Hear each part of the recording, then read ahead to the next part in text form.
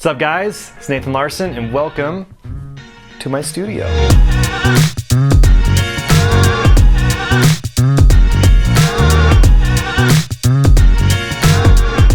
So last year I took this room, which used to look like this, and now it looks like this. So in this video I'm going to be giving you a quick tour of the studio, what equipment I'm using, and just a little bit about the space because it's pretty cool. So the very first thing that I think is the coolest thing about this studio is actually the shape of the room. So you can see I've kind of got this like area here, there's an area here, and then, you know, come over here. We have an area here, which I have my piano. So there's like multiple sections of this room. It's like 225 square feet, which is really awesome. So it used to be just like nothing in here. It was like concrete floors, bare walls, that whole thing. And last year in the springtime is when I actually started getting going on this thing. So like this wall here, it was like bare. I made this accent wall, which was super awesome. And then the same thing with the wall. You usually can't see in these videos super great, but this wall here is actually a board and batten accent wall.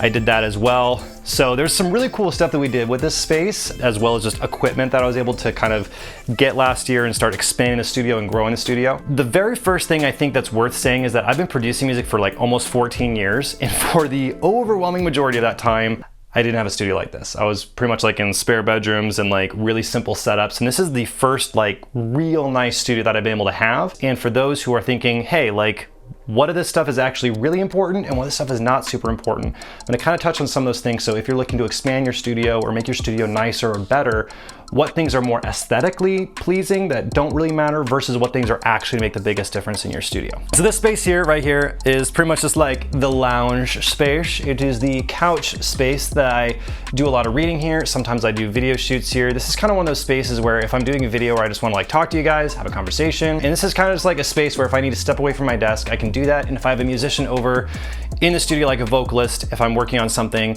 that they don't need to be a part of, they can actually hang out here and just have a really good time.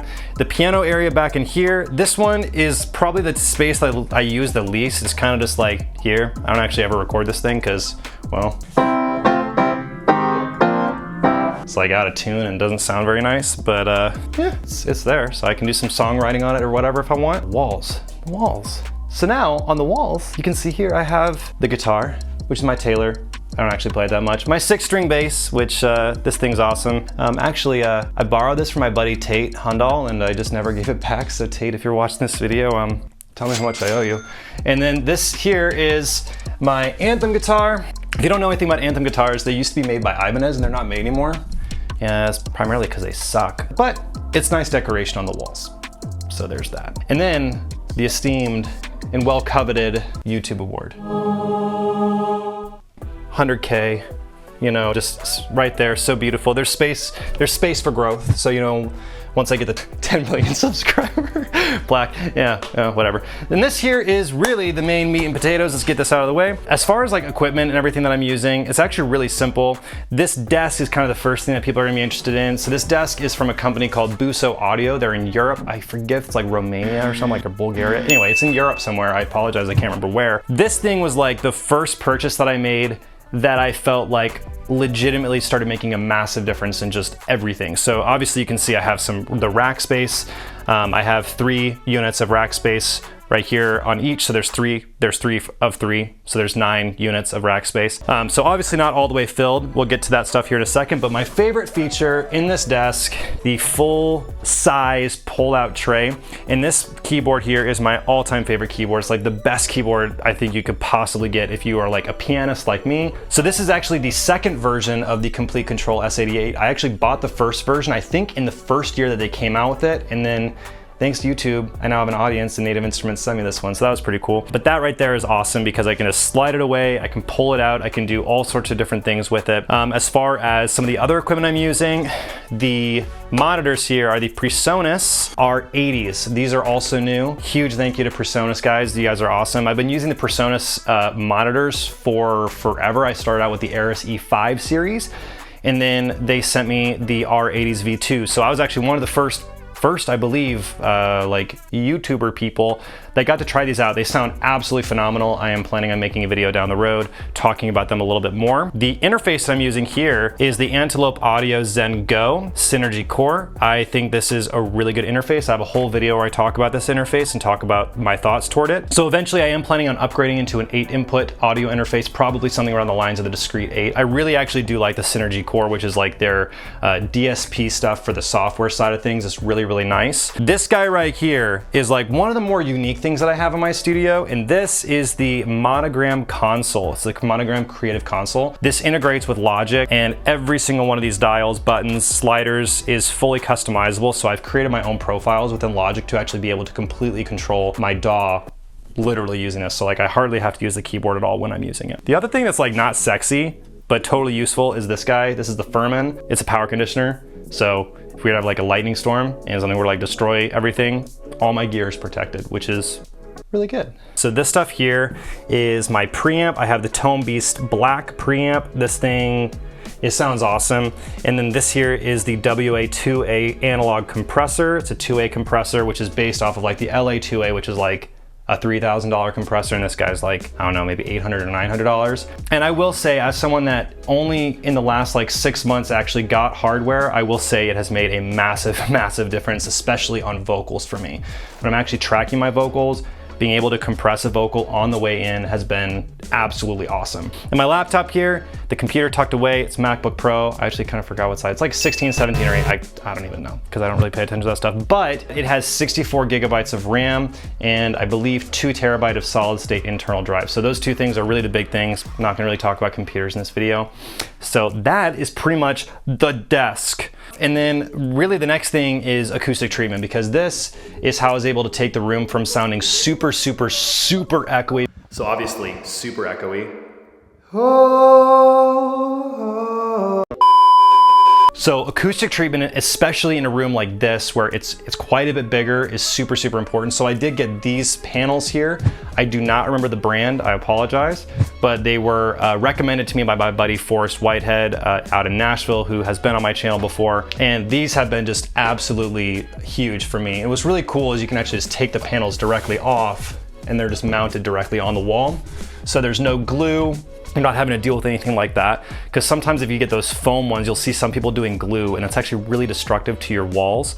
So when it comes to actually improving the overall quality of your recording space, acoustic treatment is one of those things that I would rate very, very, very high. So along with the panels, we have in the corner here, bass traps, which you can see them a little bit easier up here.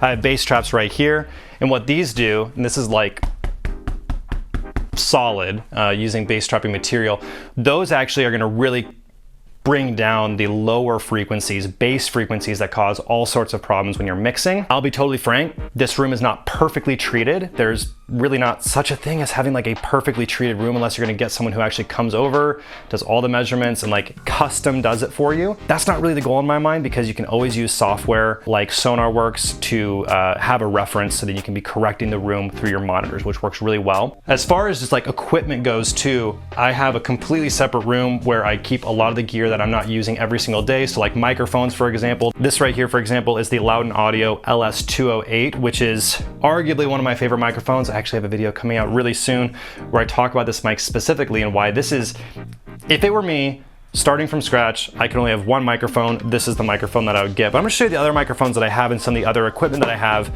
that's in my gear room. I'm just gonna pull it all in here and show you guys. All right, so I pulled out a bunch of gear that I have in my gear room, which we're not gonna show because it's like super, super dirty. But I wanna show you just some of the things that I do use pretty frequently that I would say they find their way into my studio often, but I'm not leaving them set up all the time. So the very first thing is this guy right here, which is the Atom SQ by Presonus. This thing I actually take with me when I travel because it's super small. I can literally just like fit it into a backpack. If you guys have seen the video where I turn my car into a recording studio, this was one of the MIDI controllers that I brought with me. We were literally producing music at like 12,000 feet using this guy. I really like that it has like the drum pad feel, but then when you actually have it turned on, it actually makes it look like an actual piano. And as a pianist, I find that way better than just like a square drum pad machine, which that brings me to this guy, which is the Novation Launchpad X. I like this because it actually allows for using the live loops within Logic Pro. I don't do it a lot, So this is probably one of the things I use the least out of like everything I'm about to show you, but I would say I do use it a fair amount if I'm doing anything with live loops. Then that brings me to, I mean, I just love these guys so much. Native Instruments is awesome. This is the M32 keyboard. This guy, again, comes with me a lot of times when I travel. So if my family and I are gonna be traveling to Minnesota to go visit family on the lake or something, a lot of times I bring this guy with me, and then I'll sometimes bring the Atom SQ as well. So these three kind of paired together creates a really, really nice workflow for me. The one thing I would say is that if you are using the S88 controller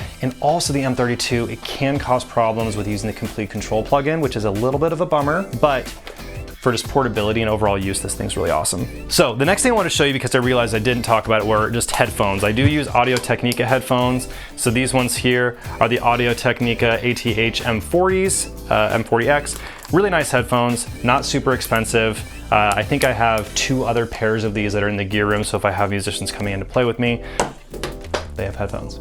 Microphones. You cannot have a real studio unless you have one of these guys, which is the Shure SM58. That's actually not true. Of course, you can actually have a real studio. So the Shure SM58, I've had this guy for, I think this is the second mic I ever bought. The first mic I ever bought, however, was, oh my gosh, this mic sounds so good. It was the M Audio Producer USB mic. Sounds like crap. This thing's broken, but I keep it because it's like sentimental value to be like, yeah, I bought this for like $89 at like a local guitar store or something when I was in high school. And hey, this thing got me started with what I'm doing today, and I'm thankful for that. So I like keeping it as a keepsake. The next one, just going up in terms of like price, is this guy here, which is the Lewitt 440 Pure, I believe. And it's kind of cool because it's got this like pop filter that just like pops off. And so it's like, hey, that's cool. So this guy right here sounds really awesome. In fact, it was actually really interesting. I had a female vocalist that I worked with, shout out to Mary Lanka, who came in and I did a shootout with all of my mics, ranging from this mic, which is like $250, all the way up to my black hole mic, which I'm gonna talk about in a second, which is like a $1,500 mic.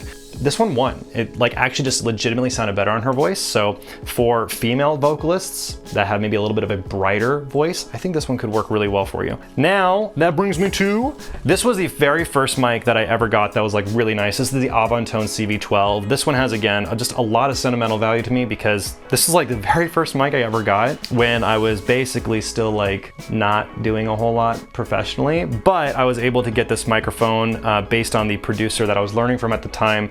This is the mic that he really loved. I've fallen in love with this mic. It sounds fantastic. It's kind of actually funny because it became famous because it's the mic that Taylor Swift is known for using the most. So I'm not saying I'm a Taylor Swift fan, but if it's good enough for her, I'd say it's good enough for me. So, and then the last mic that I have is the JZ microphone right here. This thing just looks awesome. Look at that. Doesn't that just look sick? So this is the Black Hole Series 2 mic.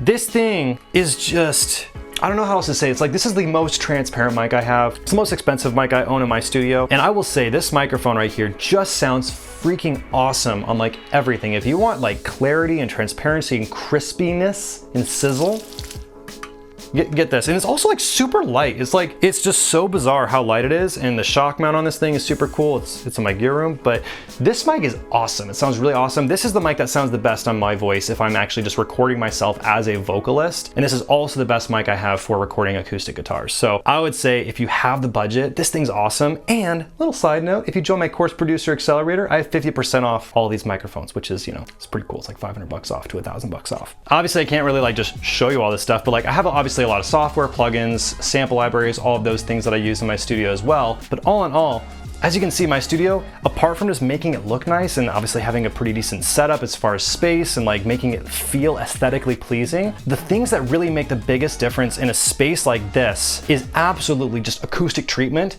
and then having the bare bones of what you actually need. I have an entire video where I cover all the actual necessities you need for having a home studio. You can watch that right here. And if you want to check out my Sweetwater store, you can do that right here, and any other pieces of equipment that I have that are not on Sweetwater, I'll link in the description down below.